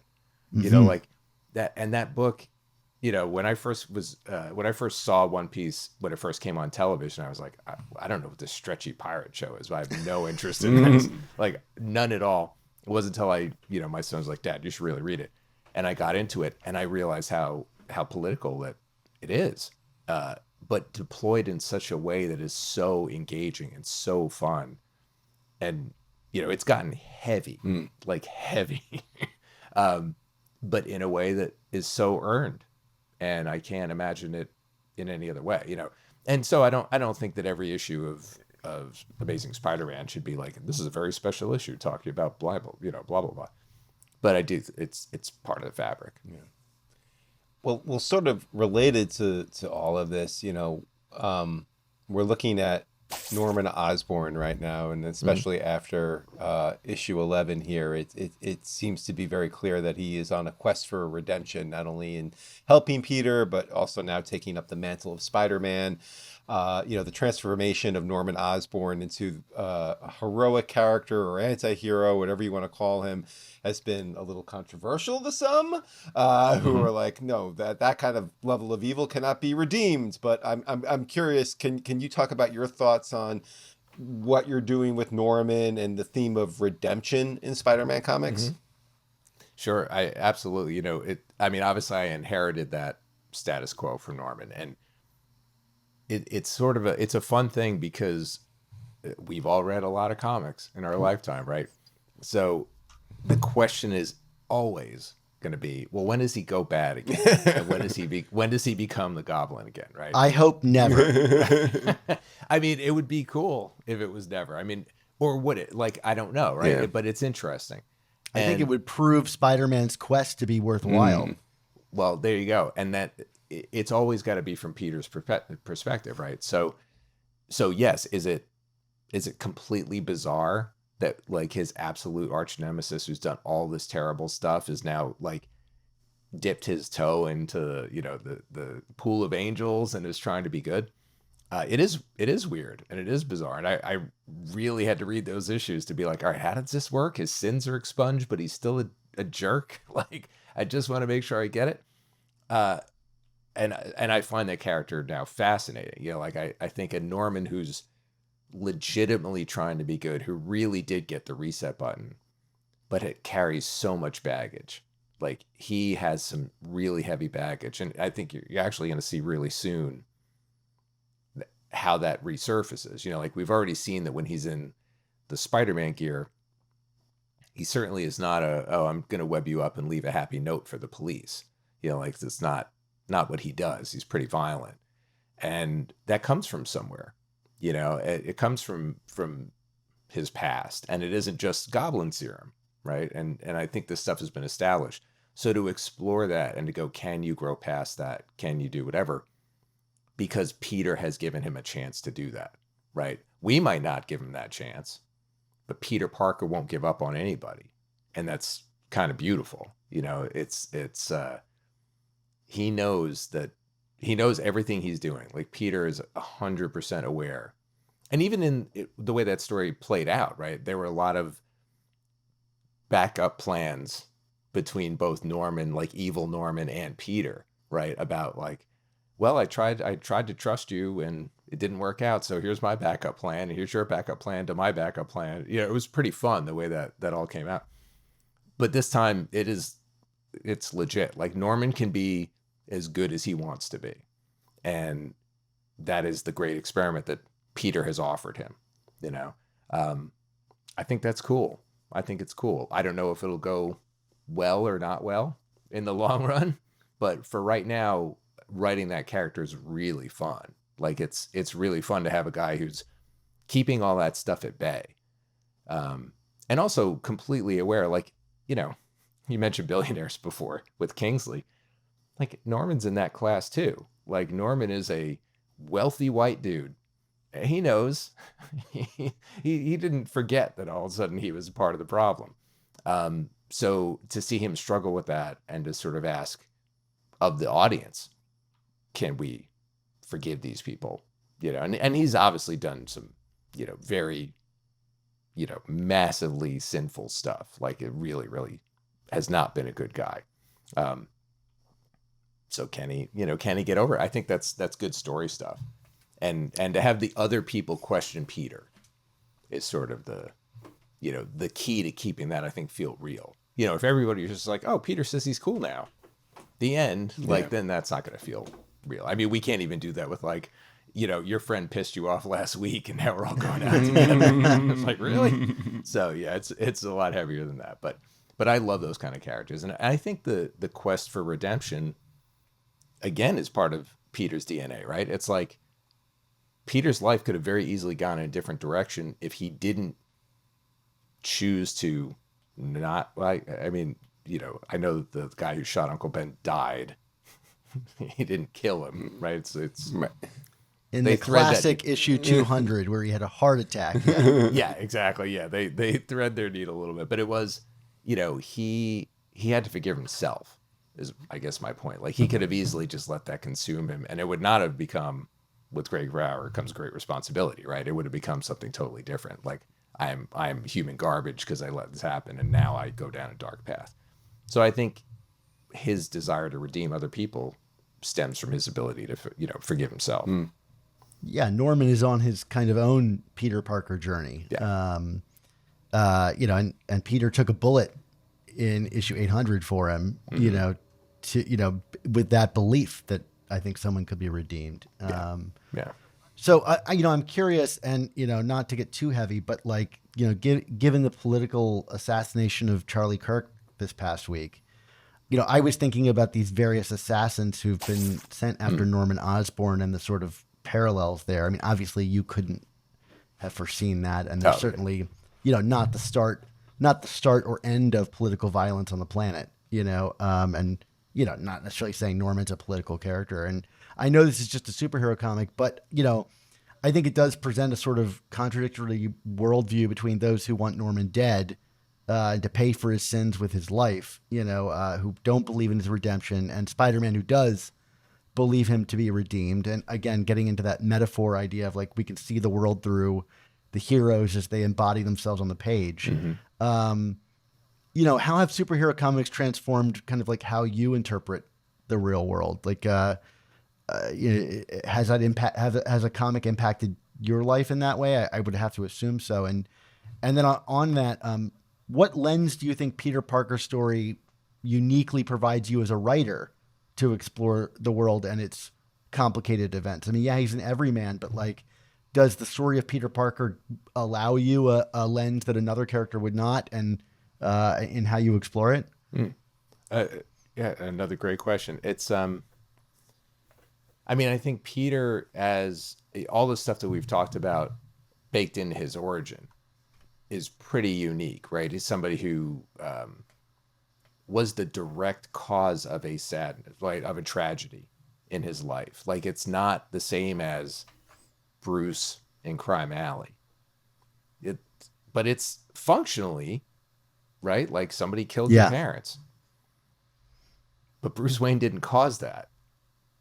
That is a vastly different, like, it's incredible how powerful that one little adjustment is, right? And because he learned the lesson the hard way and then chose to dedicating himself to making it right, it really does leave him as kind of like an open wound in a lot of ways. You know, like, I mean, I don't mean this, again, he's not depressed Peter Parker, but I'm shocked at how angry he was in those early, like, when you read that early run, he is pissed all the time. He's a jerk. Yeah. He's a jerk. Yeah. Like, he is an angry young man, you know? We kind of forget that. Like, I think we look at Peter as he's so like, oh, he loves everybody because he'll try to help you redeem yourself and all that stuff. He's got a streak, you know, like, and it comes from somewhere. It comes from that deep-seated guilt. And I think that the idea that I had my bad day and somebody died as a result, somebody I love died, that absolutely opens you up to looking at the world in a vastly different way. Like, I think it's almost impossible for a character like that to, in good conscience, look at anybody, any villain, and just go, oh, you're evil. Right? Yeah. Because they could, what was their bad day, you know, that turned him into this. It's very different than a Batman kind of thing where the psychology has become, I witnessed horrible tragedy and now I've become this avenging thing, right? To try to fill that hole in my life. It's not the same. So it's a really specific lens, and that's why he's going to give people second chances, and that's why he's going to always lift that impossible weight, because he does it all the time. Like, that guilt is the impossible weight that he's constantly pushing against, and that's why we love him. You know, we don't have to be reminded of it every 5 seconds, right? We don't have to. Thank God they didn't, in the Tom Holland movies, yet again show Uncle Ben get murdered. We don't have to see it to remember all Floating heads of guilt all throughout the movie. always. Yeah, just nonstop whispering in his ear. So that makes it really, I think that's why we love Spider-Man. It's just he's so flawed that flaw is critical to his origin, and yet he will do better. Like, he will keep rising above. And I think that's good. And I think that also then that leads, we have to remind ourselves sometimes that he's flawed, which means he has to make mistakes. And sometimes people don't love that. But he is so fallible. He has to be, right? Yeah. He just has to be. Well, speaking of flawed characters, one of the new characters that you've created on this run is Brian Nearing at Rand Enterprises. And, you know, at least for Dan and I, we have observed that Brian has been shown to kind of have a misogynistic worldview. This might go back to his childhood, in fact. It seems to be manifesting into something that Peter, or now Ben posing as Peter, is going to have to address directly. Now, of course, Peter hasn't always treated the women in his life in the most noble of ways. Deb Whitman, you know, if we remember her, would probably have a few things to say about that. Now, while some of this is a reflection of cultural evolution of our society over the last hundreds of years, I'm curious if you could speak more about your choice to confront Peter with a friend like Brian in the comics today. Sure. I definitely love, you know, having, I felt like a lot of people in the cast were too nice, quite honestly. Like, and this idea that you have a weird history with somebody, so you kind of give them a pass for their kind of like tomfoolery and, you know, like at best tomfoolery and at worst misogyny, right? Which is totally fair. I think that puts Peter in an interesting position, you know, because everybody else in the cast is pretty straight and narrow, right? Like, even Jonah is now like, yeah, he likes to stir controversy, but he's not not mean in the same way, you know, like he's not doing that stuff. So, you know, I sort of miss that. I think Peter has to be around some people who are not totally awesome. And that's part of the reality too, right? They're just, despite everyone's best efforts, you know, all the training, Yeah. there's going to be that guy, you know. And We've all had male friends. we've all had male friends, and all of us have been males. So, Yeah. you know, we're not always sterling examples. So, but the other thing I like about that character, and we, believe it or not, we talk about actually his nonsense a lot in editorial, because we try to be careful about how that stuff is deployed. You know, it's like there are lines. It's funny. Sometimes I've gotten notes from like Nick or Tom about like, oh, you know, I don't think he would ever say that in the workplace. And then Caitlin will be like, oh, I've been with people who've literally said that, Yeah. you know, in my face, kind of thing. And it's been, you know, illuminating both in interesting and sad ways. But we try to be really conscious about it, because I also don't want him to be, he's not like unlovable. He's just like, No. he's just like a chump, like he just doesn't get it. And he thinks he's being funny and all that kind of stuff. Those kinds of things haven't gone away just because we want them to, you know. And you've illuminated the pain in his past. You know, like he clearly has a complicated relationship with his father, who didn't think much of where he might go in the future. And so he's clearly risen above those expectations. Right. But then how has that impacted him as well? So, Yeah. And then, you know, the other part of it is to surround him with women that don't take his crap. Yeah. You know, it's like, you know, Dr. Ohm is like, I mean, I love her so much. Like I just love her as a character, because I like surrounding him with people that don't get flustered. They're just like, you're an idiot and now you have to go back to HR again. Like, she understands that he's obviously a genius, like he's brilliant, so he works in the lab, but she won't tolerate his crap. You know, it hasn't reached a point yet where he has to be fired, but he has to keep being talked to. And I think that's an interesting workplace dynamic. So if we're going to do stuff in the workplace, you know, it seems like, and it's also ripe for a certain type of comedy. You know, it's not like The Office level of lack of awareness, you know, of a clueless guy saying things he thinks are funny, but it is, it felt real, you know, and especially putting Peter in that position where it's like, oh, this guy got me this job, but he's kind of a jerk, and we have this weird history. You know, that all felt rich for storytelling stuff. and that language that he uses is also his way of kind of like buddying up to Peter, you know, like Right. he thinks he's warming, you know, to Peter. Anyway, on a similar note, you've been very open about your nearly 17 years of sobriety on Instagram. Congratulations, by the way. Thank you. Thanks. And not only have you given us stories that revolve around like Peter drinking for the first time as a child, but not drinking as an adult, which, you know, I think is kind of one of those silently understood things in the background of Spider-Man comics.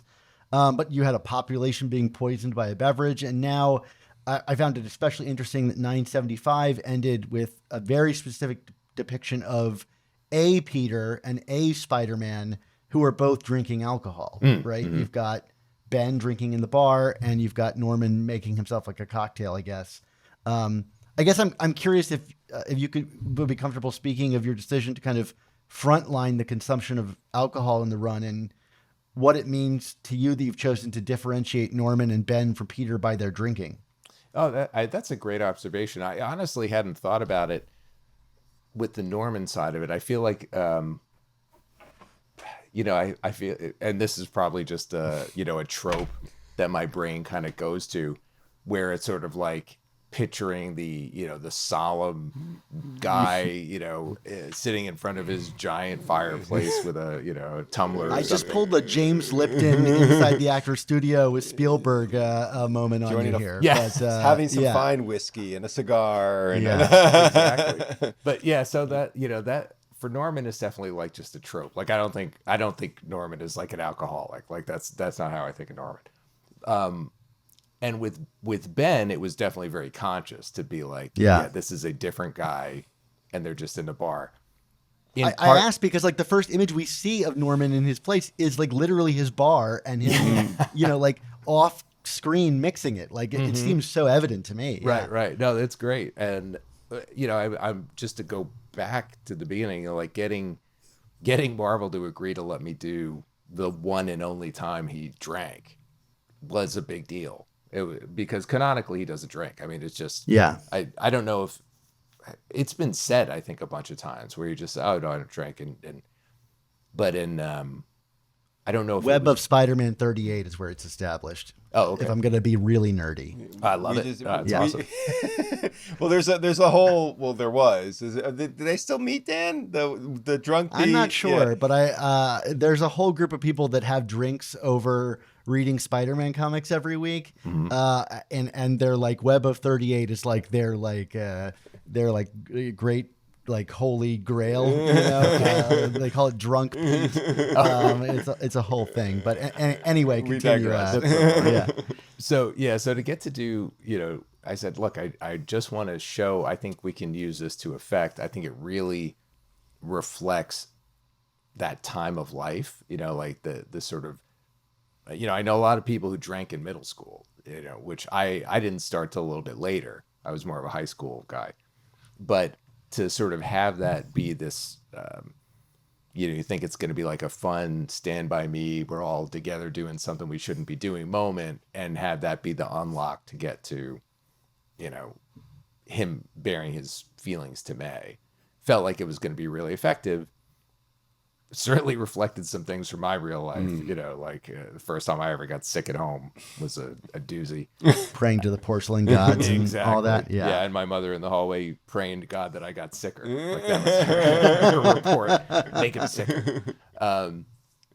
So I thought it would be cool, to sort of show that moment of his life, to just go, yeah, this is why. Like some people, it only takes one. Like it just takes the one time. But it's really interesting. I hadn't thought of just the sort of like subliminal elements of like, oh yeah, but those guys drank. Like I said, for Ben, it was an identifier, like just in case it wasn't real clear, these are different humans, And with Norman, I did think of it as kind of just a trope, but I think I just assume people drink a lot more than I do. You know what I mean? But it's a really good observation. I'm glad you brought it up, because now I'm like, oh, now I got to really think about it. Like, do all the villains drink? Well, when I start noticing that changing in the scripting, I'll know that it got through. Right. It's definitely it's interesting, because it's I think that like when Marvel decided to go nobody smokes anymore, I think that was a good choice. Like I certainly grew up watching Wolverine smoke, and you can do all the rationalization, whatever. But, I think it was Joe. I always think it was Joe Q who made that decision, because, there was lung cancer in his family. And he was just like, yeah, I don't want to do that. We have kids that read these books. And alcohol being, available and legal and all that kind of stuff. I mean, I don't want to make it a focal point. Yeah, that's a good example of where I'd rather do other metaphors for addiction. But it's funny, actually, now that you mentioned it, I have thought about certain story elements that I thought would be very good for Peter to have to try to explain his like missing chunks of time and all this kind of stuff, and somebody accusing him of being an addict, and him just saying, "Oh yeah, I guess I am." Or him stumbling into that party, right, at May's house. I guess like back again to why it stands out to me is like I've never seen an image of Peter drinking one in the visage of Ben, but I've also never seen an image of Spider-Man drinking. And like maybe I know it's Norman, but like it's a dude in a Spider-Man costume drinking. Yeah, it's definitely it is off-putting, and it is definitely jarring, but I think you caught something subliminal that I was doing. Honestly, I think there's a lot of glorification that sometimes I think I fall into also. I think it's so institutionalized in like our culture. It's like, oh yeah, people drink when they're having fun. Sometimes it's fun.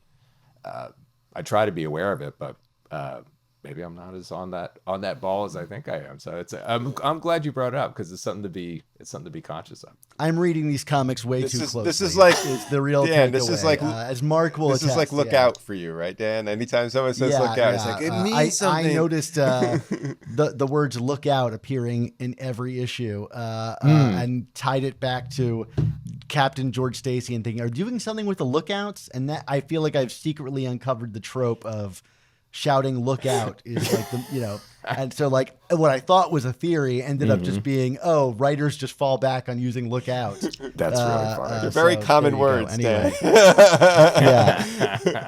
Yeah. Joe, we're like very far into this interview yet, and yet we have not asked you about Pepe Larraz yet, and obviously he has just been extraordinary on this book. What's your relationship with Larraz been like? Like some of the sequences you've developed, like Peter's job interview, they're just so detailed, like the injuries on Peter's face.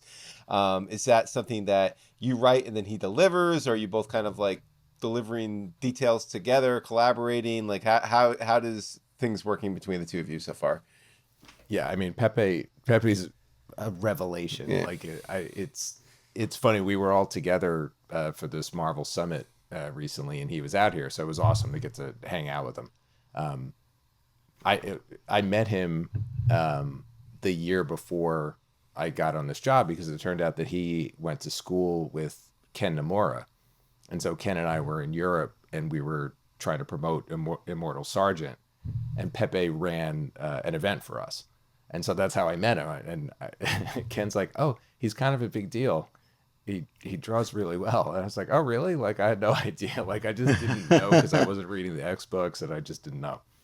And then when I saw his work, and I was like, "Oh, are you kidding me? Like it would be amazing if this guy was on Amazing." But I didn't ask for him, and then they on the side asked for him, and I was like, "Oh my God, this is like all the tumblers just fell into place." I was so thrilled.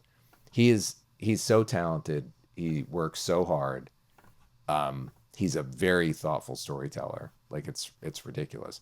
I write full script. So like something like the job interview, especially with comedy, you really have to be clear about there's a black eye or there's a giant mark on his face and the payoff of getting hit in the face with a sewer cap. So I tend to put a lot of stuff in, and then Pepe will have a better idea or a funnier version or trim it down or whatever. I try to leave the scripts. I put in plenty of details, and it's always with the understanding, if you have a better way to do it, cool. Like, don't lose the spirit of what I'm going for. Have fun, and he just delivers all the time. And he's great with design. Like, his sort of rework of Itsy Bitsy was really cool and interesting, and the way he took different elements for Hobgoblin and sort of gave us that sort of new vibe for Hobgoblin. Just awesome. He is, and the way he does motion, and the acting. I mean, it's, that scene with all the scenes with young Peter would just not be the same. It's, the flashback when they're drinking and the battle with Itsy Bitsy is an inspired piece of layout. That was so good. And I wrote it that way. I was like, I don't know if you can do this, but if you can, it would be cool if, and I laid it out, and he did it. And it was one of these where I know he was cursing my name, but after he finished cursing my name, he did it. I was like, oh my God, like it's better than I possibly could have imagined it. It's a better challenge than here's 100 people on the page, like in a crowd, Yes. like there's an artistic challenge. Totally. Yeah. Well, and I thought that was stunning. Oh yeah, it's beautiful. It's beautiful, and he takes all the challenges. If I said draw 100 people, he would figure out a way to draw 100 people. He's very committed to trying to bring that whatever's on the page to life. But he has a full understanding of everything I'm going for. So if I overpack something, like there's an issue he's drawing right now, where I asked for something that's a little meta. It fits. It's not like Deadpool level meta, but it's a little bit meta. And I thought that was what he was having a problem with. And it was like, no, you asked me to do too many things in one panel, which is totally fair. Like that's comic writer 101. Like how many actions can you have in a panel? The answer is one per character. Right? You can't lift a glass and drink the glass. Yeah. Right? You have to do two things.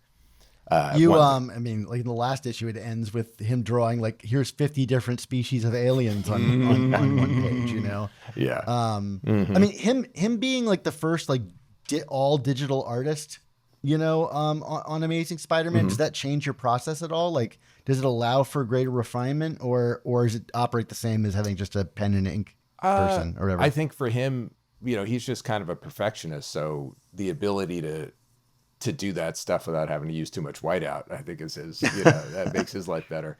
But no, we don't think of it. I would never presume to go like, oh, because it's digital, I can sort of take more liberties or expect more, you know, more revisions or something like that. That's not how it goes. He's just, no, it's just his way, and he likes doing it that way. And it's, no, it's shocking to me to see what he's able to do. And I forget that it's digital a lot of times. Yeah. Because it's just so organic. Like his stuff. I'd still be happy to own one. Like, I keep my eyes on those sales on that website like every day, like just praying that like I could get a hold of one of those. Yeah. Yeah. No, he's great, and a genuinely good human being. Yeah. Like he's just such a sweetheart, and his family is lovely, and yeah, he's great. Now in this current storyline, you have Peppy doing like the cosmic space stuff. You got Ed McGuinness involved. You got JR on Earth, which, you know, we love this idea of getting these different artists in these different contexts. Was this an intentional part of your pitch for this concept? And also, like, how does like working with all these different schedules and different personalities? I mean, there has to be a challenge for you, right? In terms of working with three very distinct artists, doing very distinct kinds of stories within a story. How do you manage all that? Starting from the beginning, we knew that it was going to be an arc of Pepe, and then an arc of JR, and then we were going to get, once we got into the two Spider-Men, it was going to be a way to kind of play with the bi-weekly shipping. So it was going to do 1 and 1, which was pretty ambitious, honestly, for us. Because it's hard, you know, like that's why you do it in arcs, is to try to give people as much time as possible so they can have a consistent, you know, run. And so the design was to try to bounce back and forth, you know, for however many months it is, and then come back, and then it'll be, you know, the next arc. So Ed has come in to, you know, help with that. And as far as how does it feel? It's like, it's funny. It's a book that you go, oh, well, it's 2 issues a month. That's not too bad. And then you could be writing 3 or 4 because you have to leapfrog to feed the different artists, which is good. The only time it really drives me nuts is when I have to jump too far ahead if I haven't quite worked out the details, because I don't want to paint myself into a corner, you know? So then you're like, okay, I guess I have to say this thing in issue 25 and hope that I set it up in 20, you know. But I keep pretty good notes, and generally have a sense of how I want to go, you know. And I don't really write differently for different artists in general terms. You know, if I know somebody really likes certain things, then I always ask people, what do you want to draw? And I try to give them the kind of stuff that I think they like. I mean, you know, with John Romita Jr., I mean, it's just like, you know, watching the master of his craft, and one of the things that he does better than anybody is just like delivery hits, right? It's like a JR Jr. punch. It's like you feel it come off the page. So it's cool to go like, okay, big bruiser fights. Like, this is going to be awesome when Norman's in that costume and he's hammering on people. That's going to look awesome when you do that, you know? So I do try to make those adjustments when I can, but I try to, for my own sanity, I think generally I just write the same across the board. I think if somebody really I've had artists ask for less detail or more detail, you know, I've had it over the course of my career. I try to be as accommodating as possible. But if it would throw me off my game, then it doesn't help anybody. Well, speaking of the schedule, you know, and Mark, I'm jumping ahead in the notes here.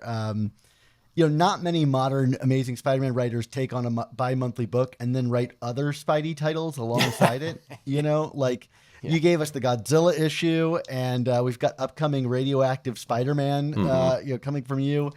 I guess I'm like, are you deciding to pick up and like pitch these books? Like, how is that? Are they nice because they're in a pocket universe? So like, you can write them whenever. It doesn't really matter, to your overall, what you got going in the main run. And on that note, like, what can you tell us about Radioactive Spider-Man? Because when I saw that solicit and your name on it, I was like, I don't know if this is something I should, I'm going to pick it up, but is it important to your run? Like, why are you doing this to yourself? Don't you have enough work? Are you the Radioactive Spider-Man? Do you need a hug, Joe? Do you need a hug? Is a better question. That's so funny. Godzilla was just, there was no way I wasn't doing that one. Okay. It's like literally two of my favorite things. I have a Godzilla tattoo that's this entire arm. I mean, it's like, I love Godzilla so much. You did write I Kill Giants, right? Like, you like the big battles. I do like big monsters. But so when I found out they were doing that, I was like, oh, can I do that? And then to set it in period and to really lean into the sort of 80s vibe and all, it was just going to be too fun. So I really had to do that. Radioactive, we were talking about, just how sometimes those books can be perceived, and it's like, it's great if you can get the main team or somebody from the main team, usually the writer, because it's just easier to do that. Sometimes they're writing bi-monthly comics and they don't have the time to do that. Sometimes they don't. But luckily, like you said, it is its own little thing. So it's relatively self-contained, within these 3 issues. And I thought it would be fun. Those stories can be an opportunity to do things that you could literally never do in the main book, right? The what ifs of exactly. And we were talking before about darkness level. It's pretty dark. There's some dark stuff in this, but it also is a book that is, these books are set in a possible future, and what's fun about that is if you then get to see some elements that are in those books appear in the mainline continuity, what does that mean? That's exciting, and I think we'll see some of that coming down the pike. I won't say what elements, but we'll see some of that stuff, which would be fun. And so it might have been a little bit of a dumb idea. We all do this to ourselves to one degree or another, where we bite off a little bit more than we could chew, but it was fun, and it was it was an exciting thing to be a part of, and I think it looks really cool, and I think it's going to be a fun story for people. I will happily just do what I'm doing for a little while now to kind of get back. Like, I have a schedule, maybe the slot that those things occupied, I can get ahead. I can do a little extra. It was the same with the Predator story. As small as that Predator Black, White, and Blood story was, it was only 40 pages, but by the nature of how it was parsed out, every time it would come back up, and there were a lot of notes and stuff because you're dealing with studios. I was just like, oh yeah, why did I say yes? I love it. I'm glad we got to do it, but it was past me was not thinking of future me's best interests. I laughed on your behalf because I remember when this run started, you were saying like, oh, I'm like 12 issues ahead, and you had that Substack that you started, and then this is not a criticism. No, it's totally drifted away, and I was like, oh, he must be buried in work. So every time a new solicit would come out with your name on it, I was like, oh man, this guy does not know how to safeguard himself in some aspect. I think the good news is that I feel like I've learned, and I think I've gone, okay, that was good, and I can, depending on what else is going on, and there just happened to be a bunch of Man of Action stuff also going on. I have the room to do like a third book if I have to, but I think dedicating that third slot to more ASM is probably the right way to go. And yes, I hope to get back to that newsletter one of these days. I actually do enjoy it. in the same way I used to do YouTube videos. But the YouTube videos were really time consuming. I'm sure. And you can tell by the fact that I ramble on my answers. It's like what I thought would be a 10-minute video is like 19-minute video. It takes me 2 weeks to edit because I really edit them. And I was like, okay, this is way too work intensive. So I thought that the newsletter would be a good way to go. And eventually I'll get back to it. I mean, I think it's fun, and I just may have to adjust my thinking about it, just like, what is it really for and how do I use it? And so it feels fun for everybody. I figure it's one of those things where like you're used to doing things well. So like, even if it wasn't the YouTube video, you're still going to come with the same probably approach to the newsletter, which then makes it more work than you intended it to be. Totally. Because that's just kind of who you are, I imagine. I don't know you, but but that's the read I'm getting. Yeah. It is one of those things that like, we tell young writers all the time and young artists, it's like, you have to be okay with imperfection and, shipping it is more important than making it perfect and all those things. A lot easier to say than to do. A lot. Yeah, a lot. So getting back on our script here, so to speak, we don't have a lot of information about Hellgate, which you alluded to earlier, or Captain Kintsugi, the strange teenager that seems to be bopping around, or Nico Demu. I don't know if I'm even pronouncing that correctly. Yeah. Other than that, their appearances seem to be related or tied to some kind of prophecy of some sort. And the idea of Spider-Man having a role in various prophecies, whether they be totemic or his role in the Spider-Verse, is a relatively modern one. As an everyman character like Peter Parker, I think it was always prior to those things accepted that his run-in with a radioactive spider was more a matter of circumstance than any kind of myth or destiny. I guess I'm curious, you're working in the sort of like magical between 8 deaths or whatever's going on with Hellgate. How do you feel about Spider-Man and destiny? And like, I guess, does that, or how does that relate to what we're slowly learning about his role in this new cosmic adventure you've put him on? No, it's a good question. It's funny. I actually don't love that stuff, in a lot of ways. Like, I like that Spidey is just a guy who got caught up in a bunch of stuff. And now does the best that he can with what he's got. And sometimes, like we were talking about before, with like the velocity of how many changes in status quo or big crazy ideas that have come up, I think sometimes it is there's a sense where you're like, oh, I want to go bigger, I want to go better, I want to go harder, and that's sort of what leads you to some of these bigger concepts. Or you have somebody who's sat with spider sense for a really long time, and it's sort of like, oh, well, what if there's this web of life and destiny? It's like you start to expand them out. I think there's a natural instinct. It's not that dissimilar from writers going like, oh, I've seen this character for a long time. What if they got married, or what if they had a kid, or what? Like you start to put life things on top of them that are escalating. I'm not a huge fan of chosen one mythology. Like I get why it works. Like we all know why it works. It's very easy. So playing with that is fun to me, because I think you can really mess around with the audience expectation.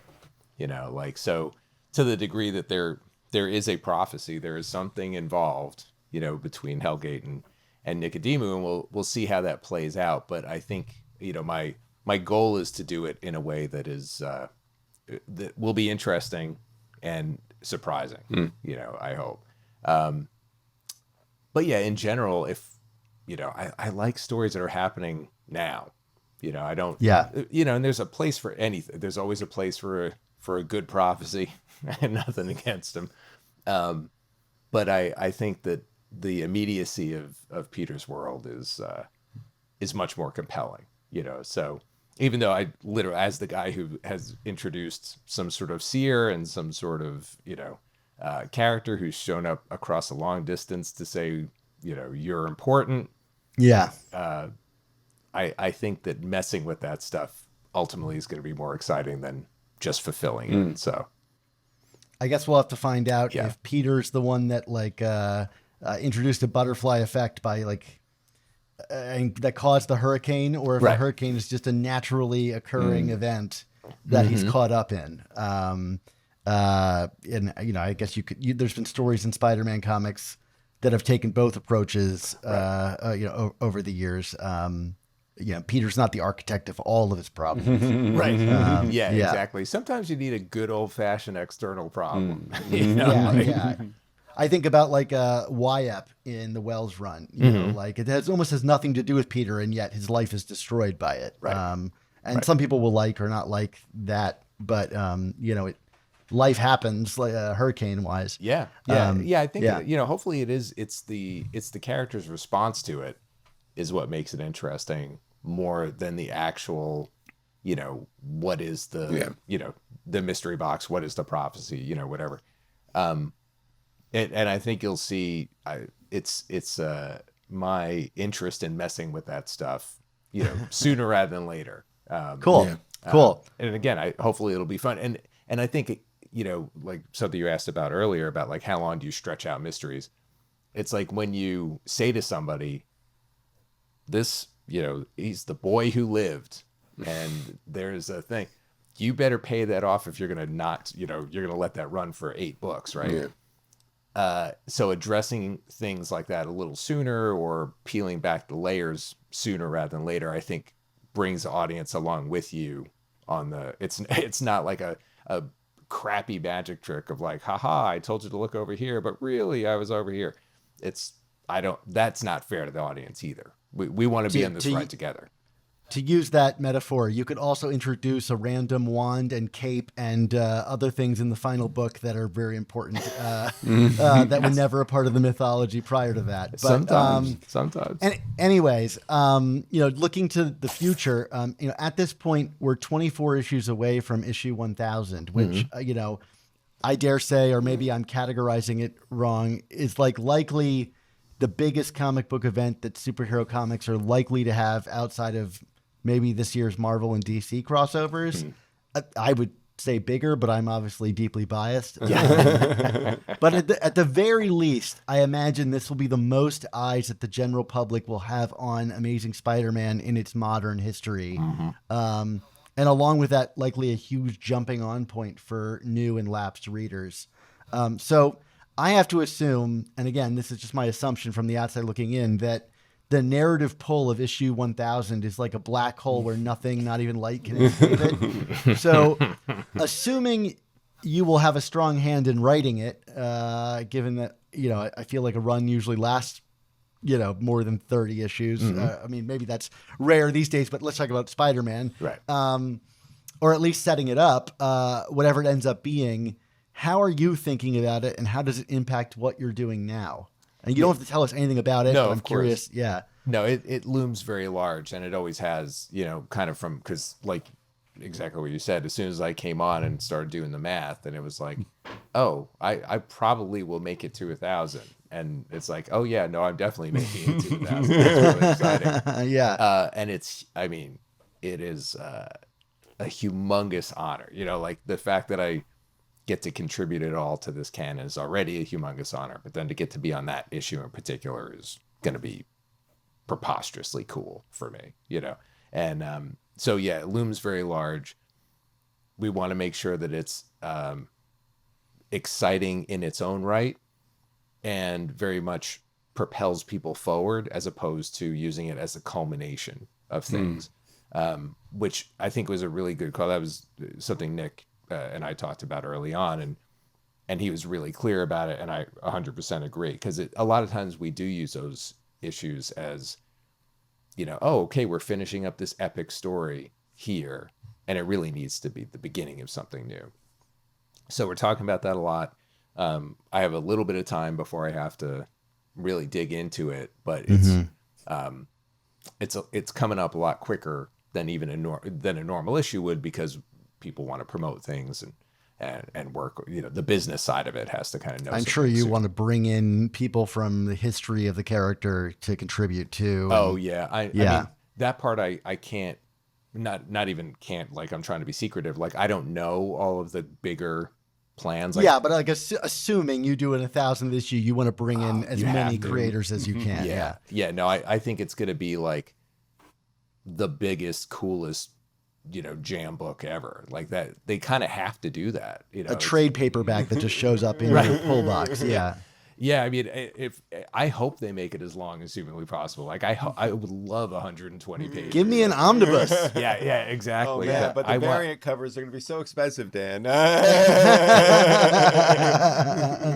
I do think there will be some extra covers in there, but it's What gonna gives be, you that impression? Yeah. it's going to be really fun, and I'm very excited, to sort of plan ahead and do it. But it really does loom large, and describing it as a black hole is totally spot on. Especially I think we have, we had a Marvel Summit.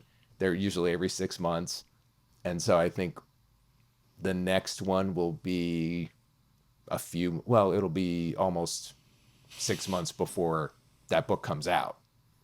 So it'll be fun to sort of go into that room and say, here's what we're doing, and hope that people are pumped. Well, Godspeed, because I wouldn't even know where to begin, with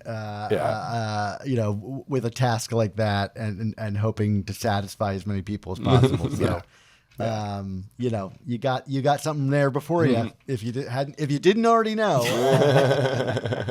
Now I'm nervous. No. It's been one of those things that I'm, we used to say to our kids all the time when they were nervous about something. It's like, nervous is just the other side of excited. Yeah. Like it's the same thing. Butterflies in your stomach are the same as when you're pumped. And I have to remind myself of that. I mean, in general with Spider-Man, but with that issue 1000, 100%. Sure. Well, Joe, you have been incredibly generous with your time, and we definitely want to thank you for that. We are reaching the end of our interview, we promise. We want to end this with a question we ask all of the creators who come on the show, and you kind of touched on this in your last answer, but more directly, as someone who has worked on Spider-Man for so many years, contributed to his legacy, and now crafting your own solo writing run on the character, what does it mean to you personally to have worked on Spider-Man? Oh, well, thank you. And seriously, guys, this has been one of the best interviews. Like, you guys have such good questions. I really appreciate it. Oh, I appreciate that. Oh, I'm dead serious. Like, I'm very happy to say it. I've had a couple of really good conversations with people over this last year, and you guys are the tops. It's awesome. So thank you, Joe. That's going to be our new bumper. Just put it there. He refused to answer what Spider-Man meant to him. That's right. Instead, pivoted to how good the interviews how good are. you are. No, I mean, it's as far as writing comics, mainstream superhero comics with, characters I did not make up. This is the absolute best. I mean, this is, Spider-Man has meant so much to me. Certainly as a kid, he was the first superhero I really loved. I read plenty of stuff as a kid. I was given this box of comics I always talk about that an uncle gave me, and it was mostly Superman was in there, but it was the Spidey issues that really leapt out at me. So he was always my favorite. And both, 10, 12 years ago when I got to work on him the first time, and now, it's a literal honor. I mean, it's just, you get to contribute to something, I think, in a really meaningful way. One of the longest ongoing stories, right, of pop American culture. Yeah. And that's, it comes with a lot of weight. I take it really seriously, but it's also super fun. Like it is,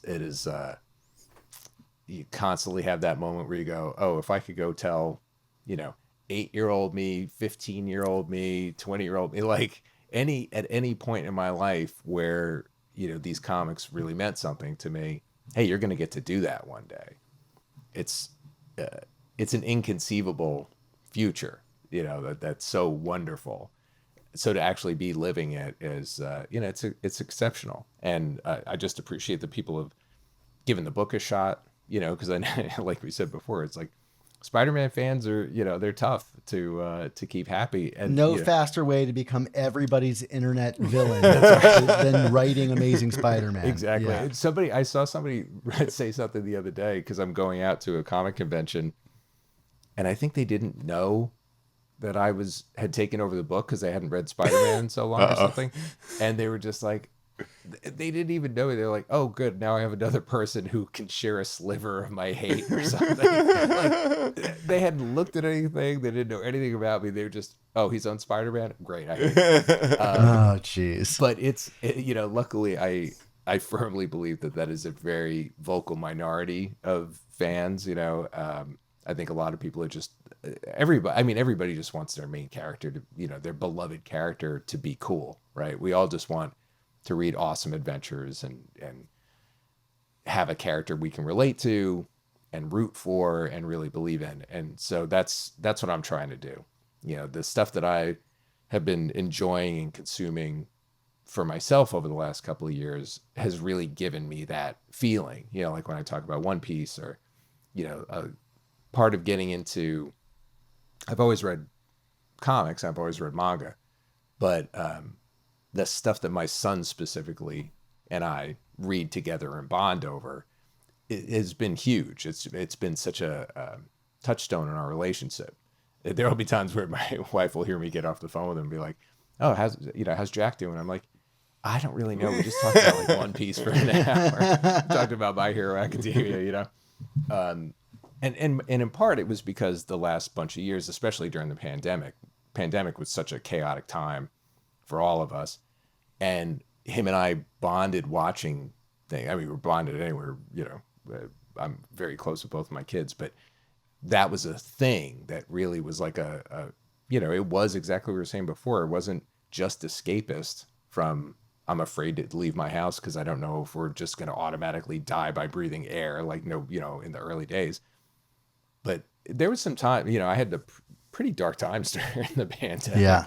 And so to have this media that was like, My Hero specifically, that was like so hopeful, and I mean, that book is so inspired by American comics, and the anime is so inspired by what we do.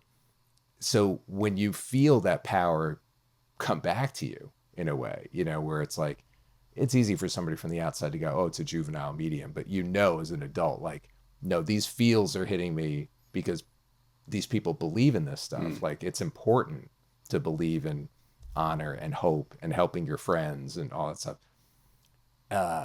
That was a bright spot for me, and so if there's any way that I get to do that for the audience reading Spidey, and he's so tailor-made for that, I think even more than Superman, that's a gift. It's a gift, and you can't ask for better. So I'm honored and privileged to get to do it, and hope I get to do it for a long time.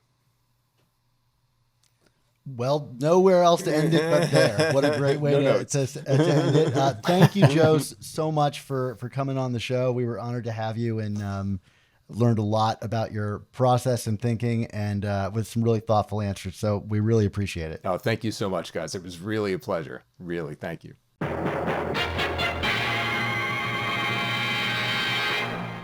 Well, that brings us to the end of this episode, but we want to thank you, the listeners and viewers, for tuning into this episode of The Amazing Spider Talk. And of course, a very special thank you to Joe Kelly for joining us. Joe, you were great. Thank you again for giving us this time.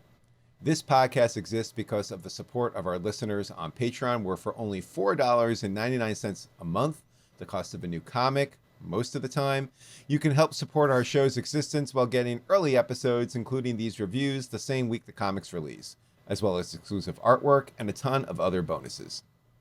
Yeah, and if you value smart comics criticism and historical analysis and these interviews, we hope you'll consider supporting us on Patreon. What we do on the show is admittedly niche. Still, if you find our Spider-Man commentary and community valuable, we can only continue doing what we do with your support on Patreon. Thank you to everyone who supports us in our work, but a special thanks to our newest members, Rondell Doberd, Austin Chestnut, and Will Waters. Let's see how many of those names I got wrong. Plus an extra special thanks to Patreon member Dan Hasselgrove Stones, who upgraded his Patreon membership to join our Excelsior Club. If you want to join Excelsior, Dan. Excelsior. If you want to join their ranks, please go to amazingspidertalk.com and click the Patreon button to sign up to join our ranks. We're going to get Dan Hasselgrove sticks for the next one, right? Sticks and stones. Terrible.